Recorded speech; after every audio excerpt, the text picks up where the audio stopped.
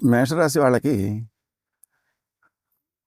భాగ్య వ్యయాధిపత్యం కలిగినటువంటి గురుడు తృతీయంలో ఉండడం వల్ల, అది శత్రుక్షేత్రం కావడం వల్ల ఖర్చుల్లో కొంత అనవసరం ఖర్చులు, అలాగే పుణ్యబలం సహకరించనందువలన కొంతవరకు సరి అయిన నిర్ణయాలు తీసుకోలేకపోవడం లాంటివి జరుగుతుంటాయి. అలాగే సప్తమ స్థానాన్ని పంచమ దృష్టితో చూస్తున్నాడు, అది శత్రుక్షేత్రమైనది. ఆ కారణంగా తన ఆలోచనలు కూడా కొంత ఇబ్బందికరంగా తయారవుతుంటాయి. స్నేహ సంబంధాలను కొంత ఇబ్బంది పెట్టేవిగా ఉంటుంటాయి.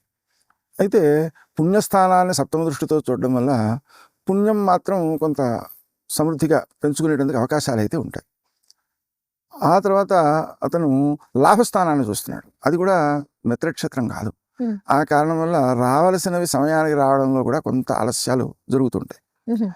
మొత్తం మీద చూసినప్పుడు గురుడు కొంత ఇబ్బందినిచ్చినా కొంత గౌరవాన్ని కూడా ఇచ్చేటువంటి అవకాశం ఉంది.